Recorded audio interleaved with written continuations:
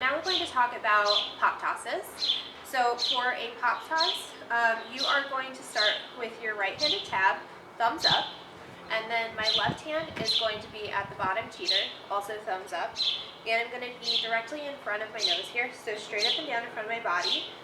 That butt is not touching the ground, it should be lifted a little bit. And with this, you are going to be pulling down with that left hand, and you're going to be pulling up with that right hand. So just kind of that similar idea of different resistances that you're maybe used to when we talked about like the prayer toss. So with this, I'm going to pull down.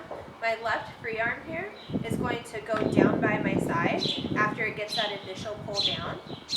And then my right release arm is going to start to rotate on its own here. So I'm rotating, rotating, rotating. My shoulder and my elbow are starting to raise a little bit and staying just in front of me here as I do that. And then once I get to about this position here where I'm flat, I'm going to give it one last push up and straighten that right arm as much as I can to fully extend it. And that's going to be your release point. Now, this is another one where you could practice tossing, letting it fall if you want, just a few times to get used to the release before trying to catch. But because it's in front of you, usually you can try out the catch a little bit earlier than, say, a helicopter, just because there's not quite as much of that fear factor in there. So when you're going here, once again, you're pulling down, lifting up, and you're rotating and push into that release. So try that a couple times. This is called your prep, when you're just doing your rotation. So practice your prep. Once you feel pretty good about your prep, then you can try the actual release. Alright, so you'll see that our catch is actually the same position that we did our release from. So we're straight up and down again. My right hand is still thumbs up at tab, and my left hand is still thumbs up at bottom cheater. So that is your pop toss. Okay, so something to think about when you are doing your tosses is your body.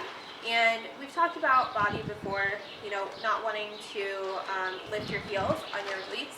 Same goes for with your pop toss. You also want to keep in mind how to recover if you're not quite catching that toss where you want it to. So with a recovery, you want to try to make your shuffling of your feet as minimal as possible underneath your toss. Obviously, our number one goal is to keep our body strong, just stay in this position underneath it without having to do any shifting at all. But if you see that it's getting off course, maybe it's a windy day, maybe it didn't quite leave your hands the way you wanted it to, you want to recover in a very confident way. So when you recover, you really only want to try to make one movement if you can. So if it got away from me,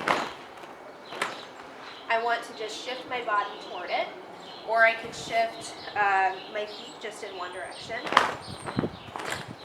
You just want to do that one sort of movement one way or the other to make it look as strong as possible, almost like you intended to do it that way.